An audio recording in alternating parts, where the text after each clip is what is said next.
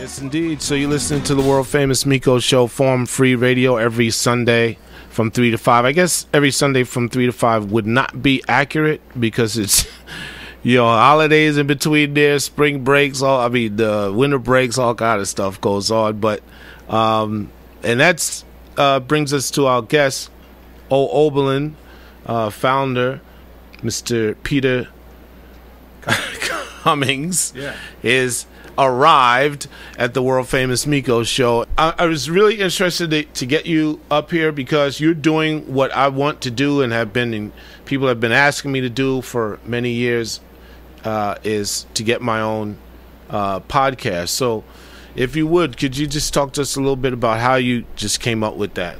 About a year and a half ago, really, January of last year, I started with a radio show up here, and it comes 25 years after I had done a radio show up here when I was in college.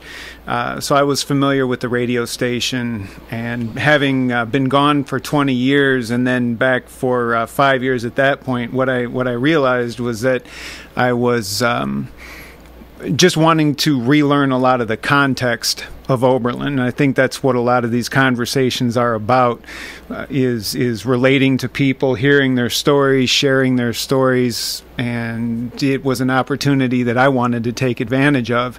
So for 6 months, second semester last year, I was up here with a lot of encouragement behind me and managed to get 6 or 8 shows. Like you say, the station's not always up. People on the weekends, I think, are the ones who suffer the biggest hit for being able to get behind the mic. And towards the end of the semester, I realized that with technology, it would be something that I could do to start a podcast, which I might want to believe that everybody knows what that is, but it's audio on demand, MP3 files. Everybody who subscribes to a music stream of some kind has dealt with an MP3.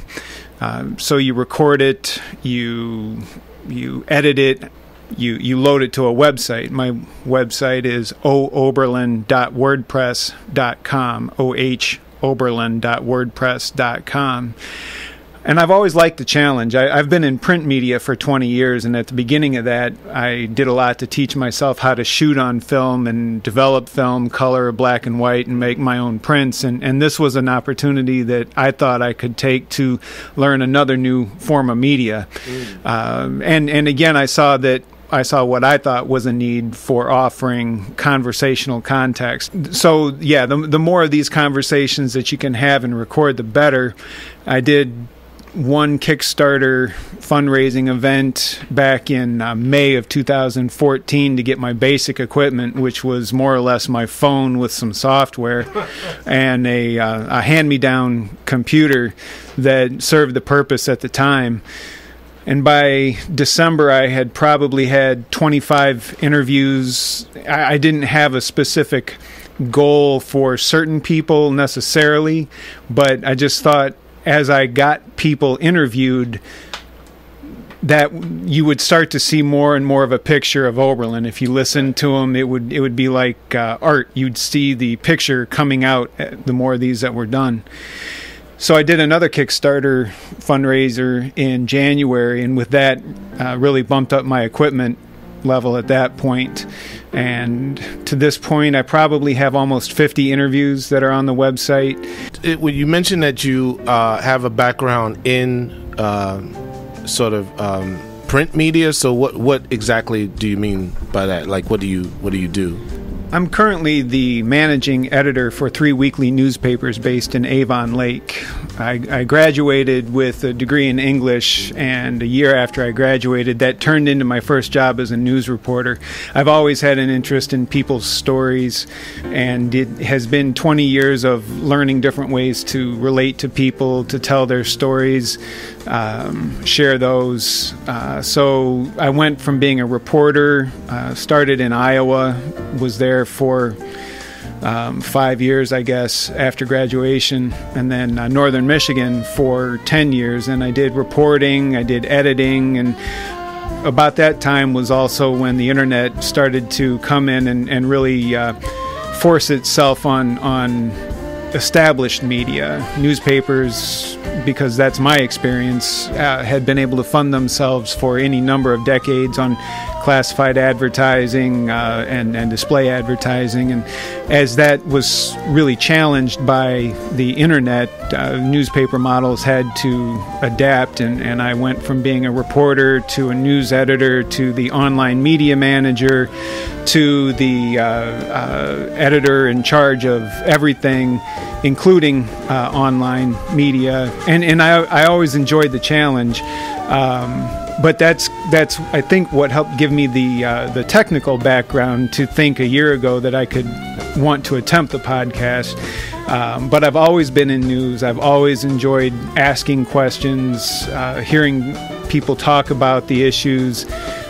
Taking pictures was part of that too. Just any way to help tell a story, to relate it to other people. That's always been my interest. But Seed Ventures is where I came to know Glenn a little bit. It is I am taking the podcast with Seed Ventures right now into some changes. For the last year, I've spent doing long-form journalism, which in my mind has been an hour-long conversation with different people, as you can hear if you go to the site or find me on iTunes or Stitcher.com. But I'm looking now at what a transition might mean if I did shorter episodes and created a storyline for the podcasts. So over the next month or two, I'm going to be doing a lot of background work and interviews. Still hoping to get out the occasional, more traditional Oberlin interview in the process. But in November, my goal is to launch twice a week, half-hour podcast updates focused on business startups in town. And that's just for my own education, just for my own further feeling out of the context, in this case, of the business community in town, and maybe how a podcast fits into that or doesn't. It's an experiment. Maybe it doesn't. But I'm interested in putting in the effort just to see what that might amount to. So I'll be maybe not as visible online in the way that I have been, but really look for me to come out hard in November if everything goes right. So, I mean, personally, I think that local radio, I'm going to say this Prometheus project, which a Oberlin alum, Will Floyd, is deep into. So he's setting up these little radio stations all across the country. So this idea of taking back the airwaves, which actually do belong to the people, but now, as you say, it's sort of three-dimensional now. So it's not just about the airwaves; it's about on-demand content. But I think on-demand content is very closely still related to things done live, and even when the person is listening to it, it's still sort of to them live. I think still in these days.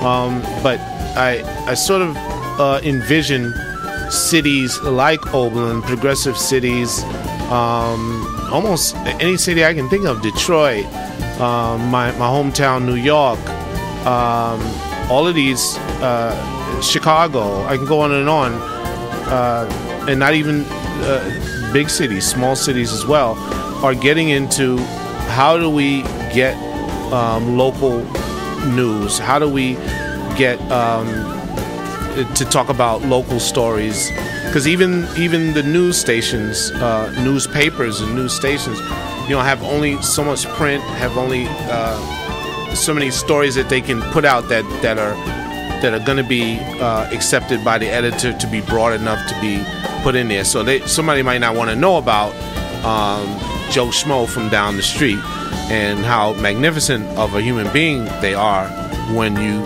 give them, a half an hour of your time, right? Or somebody might not want to know about the guest I just had, Tiffany Ames, until she hits it big on Broadway. But I think there's a huge opportunity for broadcasters, as it were, people who want to know people who have a questioning mind, and people who, and those same people who are interested in helping their community to develop. So this idea of you interviewing local businesses is a direct boost to or promotion or an avenue for the businesses to advertise or to speak to direct people, potential customers. So in that way, I'm getting to this question of how do you navigate this without it becoming a sort of same thing as a NPR, or do you want it to be similar to an NPR? Do you want it to be, how do you want it to be? Do you want it to be people driven? Do you want it to be, do you see it being at one point a business? I mean, how is this? Well, I've been working for the last year on this as a hobby, and it could always continue that way as a passion hobby. You're on the radio for how many years doing it this way, right? Because it's a passion of yours. I gotta say. So there's no effort or presumption on my part to think that I'm going to replace NPR with this. I think that as a guy whose day job is in print, I respect the fact that there will always be a need and a presence for newspapers. Also, I think that what the modern internet era has opened up is just more space for more people to fill, and we, for the last 10 years, have just found ourselves in a time of transition, not away from any one of them altogether. I mean, certainly newspapers have closed. Certainly even radio stations and TV stations in different size markets have found themselves, because of advertising, maybe put out of business. But I think that there is a real market for each of those still. I have to believe in the communities that my newspapers serve that there will continue to be interest and demand for that. But there is this new opportunity in the last 10 years to provide entertainment, to provide education for somebody who's out at the grill and wanted to hear an interview with Colin Newmoff, who happens to be the person I'm working with at Seed, but I interviewed her right after she came on at the Oberlin Project back last fall, and you could maybe try and catch the radio interview if you had her in here, but that's from 3 to 5 on a Sunday, and you got to catch that at that time, right? And I think what modern technology has opened up is the fact that that's great if you're going to interview her. I might also then interview her and put it up online, and the person at the grill can listen to it without having to be at the grill from 3 to 5 on a Sunday. So I think that it's not that any one media outlet is less important. It's just us all trying to figure out what media outlets are important to us in the way we live our lives. There are people I see walking along College Street at some of the tables out there reading a newspaper. So newspapers are important to them. Then I saw a guy today, I was walking home from being downtown, and he was pushing a stroller listening to something on his phone. He stopped, adjusted it, put his earphone back in the way he needed it, and then he was off walking again. So I think that there are just many more ways now to share the context of the community, and for my part, I want to make sure that there's quality added.